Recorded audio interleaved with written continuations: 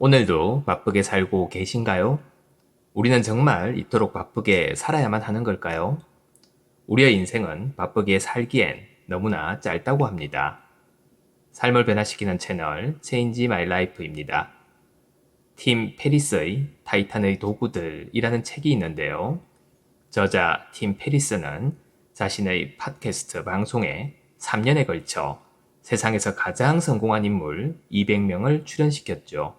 그리고 그들의 메시지를 정리하여 펴낸 책이 바로 타이탄의 도구들입니다. 내용 중에 팀 크라이더라고 하는 에세이 작가에 대한 얘기가 나오는데요.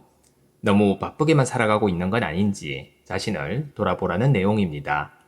그럼 그의 메시지를 들려드리겠습니다.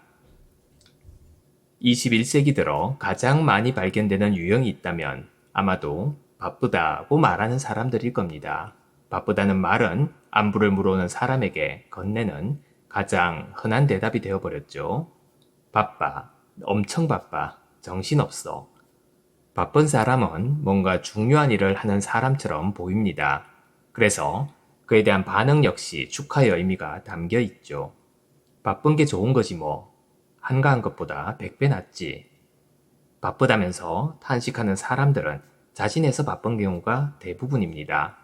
자발적으로 일과 의무를 맡거나 아이들에게 온갖 수업과 활동에 참여하라고 격려하는 이들이죠. 그들이 바쁜 이유는 스스로의 야망이나 추진력, 불안 때문입니다. 그들은 바쁨에 중독되어 있으며 바쁘지 않게 될까봐 몹시 두려워하죠. 제가 아는 거의 모든 사람들이 바쁩니다. 그들은 일하지 않을 때는 불안과 죄책감을 느끼죠. 그들은 마치 대학 입학 때 유리하게 작용할 각종 과외 활동을 챙기는 학생들처럼 친구들에게 뒤지지 않도록 빈틈없이 스케줄을 세웁니다. 최근에 저는 친구에게 연락을 해서 만나자고 하였죠. 하지만 돌아온 대답은 바쁘다는 것이었습니다. 그는 당장 5시간 후의 상황도 예측 불가능하였죠. 정말 우리는 몇 시간 후의 상황도 알 수 없을 정도로 일에 치여 사는 걸까요? 아니면 그저 바쁘다는 생각에 쫓겨 사는 걸까요? 바쁨은 인생의 필수적이거나 불가피한 상태가 아닙니다. 그것은 자신이 선택한 상황인 거죠. 얼마 전에 비싼 월세 때문에 뉴욕을 떠나 프랑스의 소도시에 있는 예술가들의 창작 공간으로 터전을 옮긴 친구와 화상통화를 한 적이 있습니다.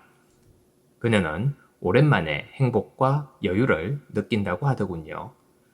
여전히 열심히 일을 하는 삶이지만 과거처럼 24시간 일을 한다거나 뇌의 용량을 하루에 모두 다 쏟아붓지는 않는다고 하였죠.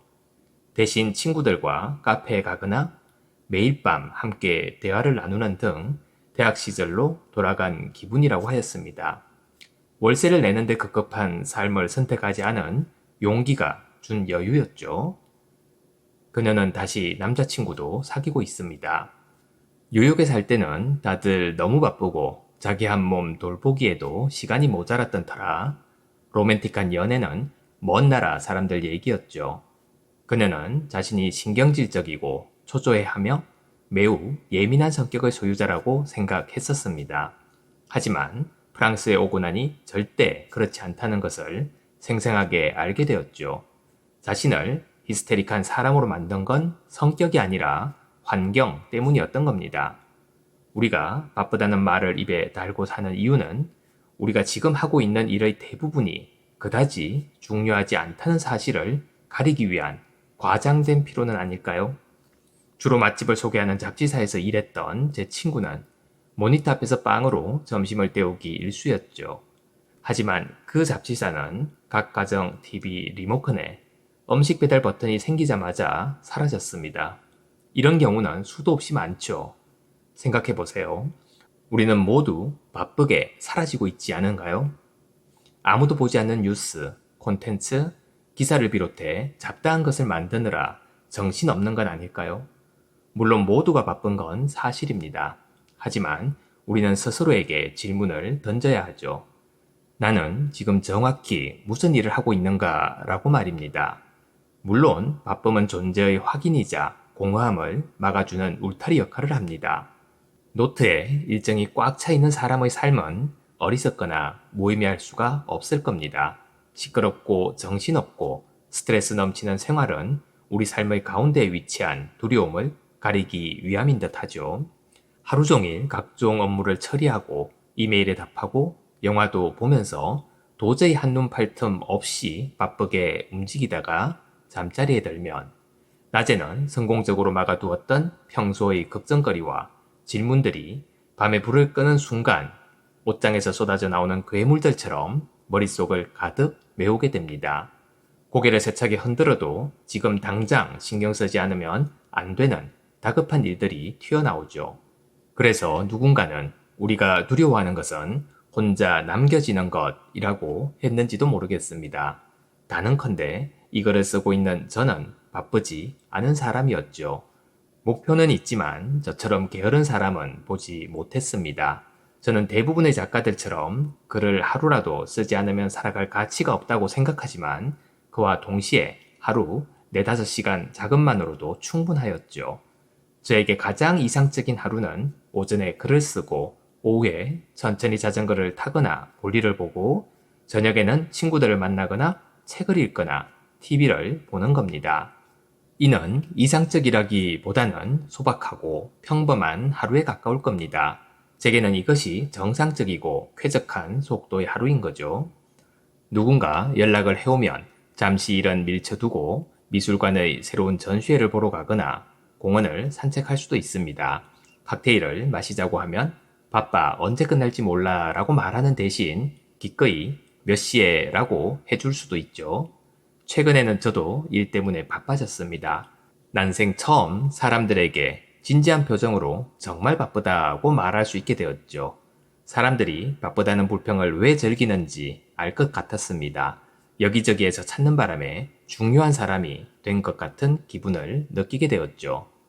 게다가 바쁘다는 것은 따분한 초대를 거절하고 달갑지 않은 프로젝트를 외면하고 사람들과의 접촉을 피할 수 있는 좋은 핑계가 되기도 하였습니다. 하지만 정작 저는 바쁜 것이 싫었죠.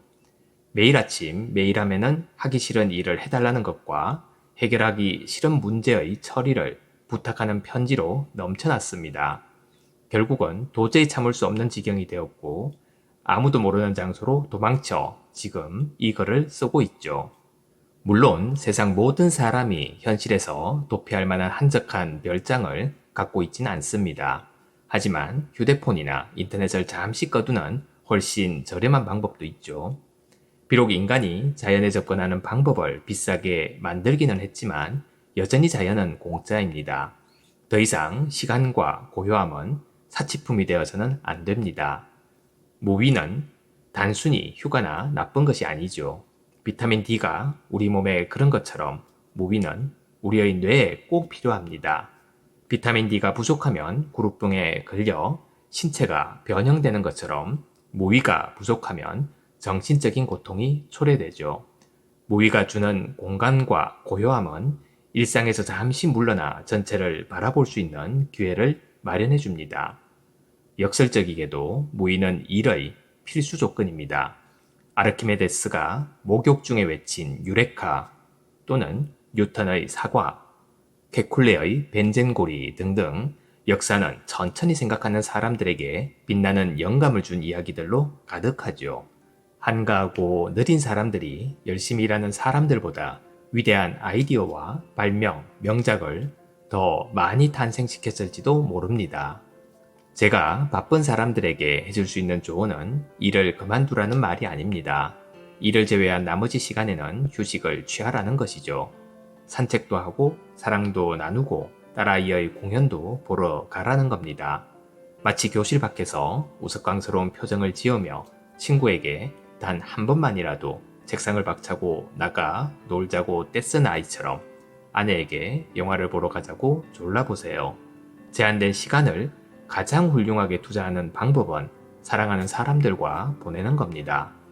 죽음을 앞두고 더 열심히 일하지 않고 글을 더 많이 쓰지 않은 것을 후회하지는 않을 듯합니다. 하지만 저는 닉과 게임을 하고 로렌과 늦은 밤에 긴 대화를 나누고 헤럴드와 배꼽 빠지게 웃었던 시간들을 좀 더 많이 가졌으면 하고 생각날 겁니다. 인생은 바쁘게 살기에는 너무 짧으니까요. 감사합니다. 매일 아침 소중한 메시지를 전해드립니다. 구독과 좋아요 그리고 알림 설정 부탁드립니다.